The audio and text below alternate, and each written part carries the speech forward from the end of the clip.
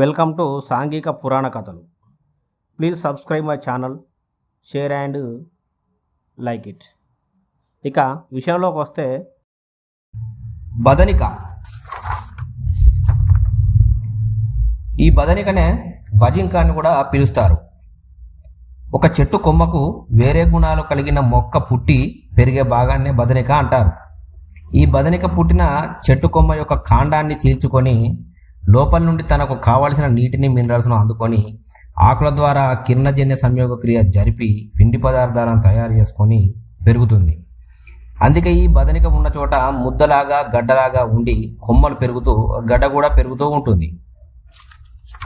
మన దేశంలో ఈ బదనికకు ఆయుర్వేద వైద్యంలో, పంచాంగ శాస్త్రంలో మరియు తాంత్రిక పూజలకు కూడా ఎవరికి తెలిసిన విధంగా వారు వాడుతున్నారు. వారి వారి సమస్యల నుండి విముక్తి పొందడానికి ప్రయత్నాలు చేస్తున్నారు. నాకు ఈ బదనిక గురించి కొంత వివరణ తెలుసు. మామూలుగా బదనికను తీసుకొని ఇంట్లోకి వెళ్తే మనకు ధనాకర్షణ వస్తుంది అనే విషయం ఒకటి తెలుసు. కానీ దీన్ని ఏ విధంగా శాస్త్రోక్తంగా సేకరించాలి, మరి దీనికి సంబంధించినటువంటి ఇంకా ఏమేమి యూజెస్ ఉన్నాయని చెప్పేసి నేను కొంతమందిని కలవడం జరిగింది. అందులో BAMS మరియు MD ఆయుర్వేద వైద్యులను సంప్రదించడం జరిగింది. వారు ఈ చెట్ల గురించి, బదనిక గురించి విన్నాము, కానీ మాకు ఎటువంటి మెడిసిన్స్ కూడా కంపెనీలు ఎటువంటి మెడిసిన్స్ కూడా తయారు చేయలేదు. బైద్యనాథ్ తర్వాత డాబర్ లాంటి పెద్ద పెద్ద కంపెనీలు కూడా దీనికి సంబంధించినటువంటి ఎలాంటి మెడిసిన్ తయారు చేయలేదు అని చెప్పేసి వాళ్ళు పేర్కొనడం జరిగింది. తర్వాత నేను జగిత్యాల జిల్లాలోని అనువంశిక వైద్యులను, కొంతమంది ప్రకృతి వైద్యులను కూడా కలవడం జరిగింది. వారు చెప్పిన విషయాలు మీకు నేను చెప్తాను. ఈ అనువంశిక వైద్యులు, ప్రకృతి అనుభవ వైద్యులు, సిద్ధ ఆయుర్వేద వైద్యులు ఈ బదనికలను సరి అయినటువంటి పద్ధతిలో సేకరించి కొన్ని వ్యాధులను నయం చేస్తారట.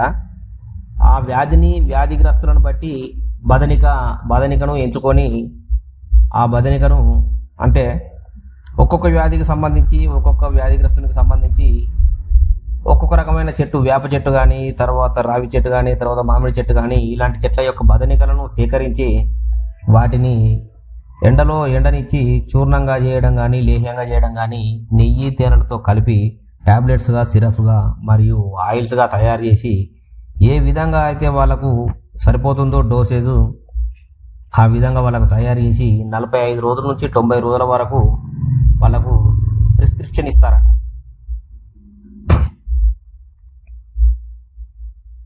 మరి ఇదే విషయాన్ని నేను ఈ వైద్యులకు చెప్పాను. నేను ఈ BAMS డాక్టరు,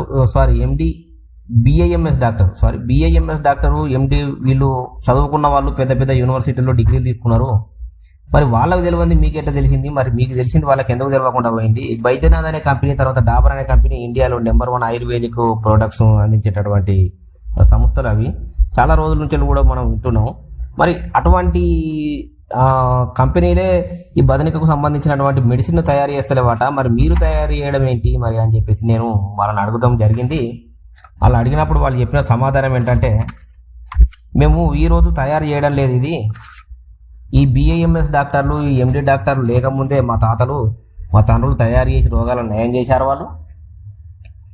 అయితే ఇటువంటి యోగాలను ఏం చేస్తారు కదా అంటే, బయటికి చెప్పడం అనేది ఉండదు. ఈ గుప్త యోగాలు ఇవి కేవలం మాలాంటి వాళ్ళకు మాత్రమే తెలుస్తుంది. ఇప్పుడు ఉదాహరణకు పొసరికలు, జాండీస్ గిట్లా అయినట్లు అయిందంటే, మీరు ఇదే ఆయుర్వేద డాక్టర్ దగ్గరికి, ఒక BAMS డాక్టర్ దగ్గరికి కానీ, ఒక MD డాక్టర్ దగ్గర కానీ పోయినట్లు అయిందంటే, వాళ్ళు ఒక 30 రోజుల నుంచి 45 రోజుల కోర్సు రాసిస్తారు. ఒక 5-6 వేల రూపాయలు ఖర్చు అవుతుంది మీకు. తర్వాత దీనికి ఈ పత్యం అంటారు, ఆ పత్యం అని చెప్పేసి మీకు కట్టడి చేస్తూ ఉంటారు. తర్వాత ఇదే వైద్యాన్ని మేము కేవలం ఒక 2 వారాల్లో చిన్నగా ఆవు పాల ద్వారా ఒక చిన్న మెడిసిన్ ఇవ్వడం వల్ల కేవలం ఒక వారం నుండి 15 రోజులలో పూర్తిగా పొసరికలు నయమైనటువంటి కేసులు చాలా కూడా చేశాము. ఇటువంటి ఏంటంటే మేము బయట పెట్టలేము, వాళ్ళు పెద్ద పెద్ద బోర్డులు పెట్టుకొని బిజినెస్లు చేసుకుంటారు. దానికి వాళ్లకు మాకు ఉన్నటువంటి తేడా అది అని చెప్పేసి వాళ్ళు వివరించడం జరిగింది. తర్వాత వచ్చేసి మనకు పంచాంగ శాస్త్రంలో ఈ బదనిక శాస్త్రం అని చెప్పి దీనికి ఒక పెద్ద పీట వేయడం కూడా జరిగింది. ఈ బదనికకు ఈ పంచాంగ శాస్త్రంలో ఒక్కొక్క చెట్టును బట్టి ఒక్కొక్క బదనికను బట్టి ఒక్కొక్క యోగానికి పనిచేస్తుంది అని చెప్పేసి తెలియజేయడం జరిగింది. ఇప్పుడు మామిడి బదనిక కానీ, తర్వాత వేప బదనిక కానీ, రావి బదనిక కానీ, చింత బదనిక కానీ, ఈ విధంగా ఏ చెట్టుకు అయితే బదనిక మోస్తుందో ఆ చెట్టుకు సంబంధించినటువంటి పేరుతోనే ఆ బదనికను కూడా అదే చెట్టు బదనిక అని చెప్పేసి పిలవడం జరుగుతుంది. దీనికి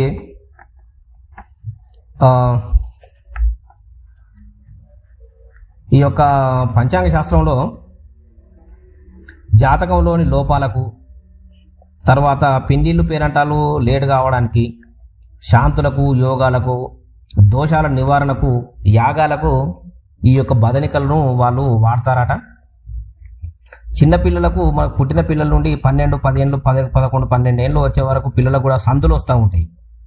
ఈ సందులు రావడం వల్ల పిల్లలకు పాలు అరగకపోవడం కానీ, తర్వాత మాటికి జ్వరాలు రావడం కానీ, మాటికి అనారోగ్యం పాలవడం కానీ జరుగుతూ ఉంటుంది. అటువంటి పిల్లలకు ఈ యొక్క బదనికలను కొంత మోతాదులో తీసుకొని వాళ్లకు మొలతాడుకు కట్టడం కానీ, లేక ఒక తాయెత్తులో పెట్టేసి వాళ్ళకు మెడలో వేయడం ద్వారా కానీ అటువంటి ఏమన్నా ఉంటే తొలగిపోవడానికి కూడా ఇవి పనిచేస్తాయని చెప్పేసి వీళ్ళు చెబుతున్నారు. ఇకపోతే బ్లాక్ మ్యాజిక్ కూడా దీన్ని యూజ్ చేస్తారండి. పుష్యమి, అమావాస్య, ఆదివారాలు, గ్రహణ సమయాలు, క్షుద్ర తిథులు, ఇవి మనకంత తెలివై వాళ్ళు చెప్పారు కాబట్టి నేను మీకు చెప్తున్నా. వాటిని బట్టి, ఆ బదనికను బట్టి, ఆ తగినటువంటి వాళ్లకు సంబంధించినటువంటి రకరకాల పూజలతోని వాటిని సేకరించి ఎవరికి తెలిసిన యోగాలను వాళ్ళు చేస్తున్నారు. నిధి నిక్షేపాలను వెలికితీయడానికి, నిధి నిక్షేపాలు ఎక్కడ ఉన్నాయో తెలుసుకోవడానికి మంత్ర తంత్రాలు, యంత్రాలు, క్షుద్ర దేవతలు, వీటి ఆవాహన, దానికి సంబంధించి వారి సిద్ధులను, కోరికలను తీర్చుకోవడానికి నానా ప్రయత్నాలు చేస్తున్నారంట. ఇక ఈ వీడియోలో మీరు చూస్తున్న చెట్టు వేప చెట్టు బదనిక. దీనికి ఈ చెట్టుకు 4 నుండి 5 బదనికలు ఉన్నాయి.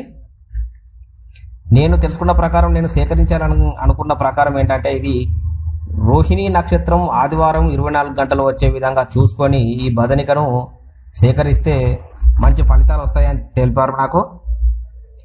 అయితే ఈ రోహిణి నక్షత్రం ఆదివారం రోజు 24 గంటలు ఫుల్ డే వచ్చిన రోజు దీన్ని తీసుకోవడానికి ఒక రోజు ముందు దీన్ని శనివారం రోజు సూర్యాస్తమయ సమయంలో చెట్టు దగ్గరికి వెళ్ళి కొంత పసుపు, కుంకుమ, అక్షింతలు, తర్వాత ఒక చెంబెడు నీరు తీసుకొని, ఒక అగరబత్తుల ప్యాకెట్ తీసుకొని దాని దగ్గరికి వెళ్ళి ఆ చెట్టు మొదట మంచిగా క్లీన్ చేసి ఆ చెంబెడు నీళ్లు ఆ చెట్టుకు పోసి, ఒక పసుపు తాడును తీసుకొని ఒక దారాన్ని తీసుకొని దానికి పసుపు రాసి ఒక 3 చుట్లు చెట్టు చుట్టూ చుట్టి బంధం వేసేసి పసుపు, కుంకుమ ఆ చెట్టు మొదట జల్లి అగరబత్తులను ముట్టించి చెట్టు చుట్టూ 3 ప్రదక్షిణలు చేసి చెట్టు యొక్క అనుమతి పొందవాలన్నమాట. చెట్టు యొక్క అనుమతి అంటే, బదనిక చెట్టు అనేది మహాలక్ష్మి స్వరూపం అని చెప్పేసి లక్ష్మీ అమ్మవారు నేను మిమ్మల్ని మంచి ఉద్దేశంతోనే తీసుకోవాలని చెప్పేసి అనుకుంటున్నాను, నా ఇంటికి వచ్చేసి మీరు నన్ను పావనం చేయగలరు అని చెప్పేసి ఆ దేవతకు ప్రదక్షిణలు చేసి మనసులో దండం పెట్టుకొని అయితే ఆ రోజు తిరిగి ఇంటికి వెళ్ళిపోవాలి. తెల్లవారేసరికి రోహిణి నక్షత్రం వస్తుంది, ఆదివారం రోజు వస్తుంది. ఆదివారం రోజు సూర్యోదయానికి ముందే లేచి స్నానపానాదులు ముగించేసుకొని ఒక కొబ్బరికాయ తీసుకొని చెట్టు దగ్గరికి వచ్చేసి ఆ చెట్టుకు నమస్కరించి ఆ కొబ్బరికాయను చెట్టుకు కొట్టి మళ్ళీ నేను నిన్ను తీసుకుంటున్నా తల్లి అని చెప్పేసి దండం పెట్టి ఆ యొక్క మనం కట్టినటువంటి పసుపు తాడును బంధనం తీసి ఆ బదనికను జాగ్రత్తగా సేకరించి ఒక పసుపు మూటలో కట్టుకొని, గుడ్డలో కట్టుకొని దాన్ని ఇంటికి తీసుకొని వెళ్ళాలి. ఇంటికి తీసుకొని వెళ్ళి మహాలక్ష్మి అమ్మవారి యొక్క సన్నిధానంలో పెట్టి దాన్ని లక్ష్మీ అమ్మవారి సహస్రనామావళి జపించి ఆ బదనికను మనము ఆఫీస్లో క్యాష్ కౌంటర్లో వేసుకోవడం కానీ, లేకుంటే దేవుళ్ళ దగ్గర పెట్టుకోవడం ద్వారా కానీ మనకు ఆఫీస్కి ధనాకర్షణ, జనాకర్షణ కలిగి వ్యాపారాభివృద్ధి, ధనాభివృద్ధి జరుగుతుంది అని చెప్పేసి తెలియజేయడం జరిగింది. అంతేకాకుండా దీన్ని మనం ఇంట్లో ఇట్లా పెట్టుకున్నట్లు అయిందంటే ఆయురారోగ్యాలు, శత్రుపీడలు తొలగి ధనాకర్షణ జరిగి ఆర్థికంగా మంచి అభివృద్ధి చెందేటటువంటి అవకాశం కూడా ఉన్నదని చెప్పేసి నాకు తెలపడం జరిగింది.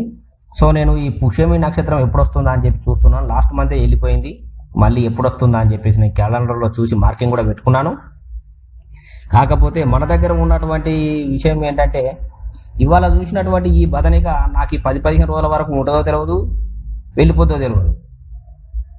ఎందుకంటే నేనే అనుకుంటే నాకంటే కూడా తెలిసిన వాళ్ళు చాలా మంది చాలా రకాలుగా ఎన్నో అనుభవాలు తెలిసినటువంటి వ్యక్తులు ఏ రోజు వచ్చి ఎప్పుడు పట్టుకొని పోయేది తెలియదు. అప్పటి వరకు ఉంటే నేను దీన్ని సేకరిస్తా, లేకపోతే మళ్ళీ ఒకటి వెతుక్కోవడమే. అదండి విషయం.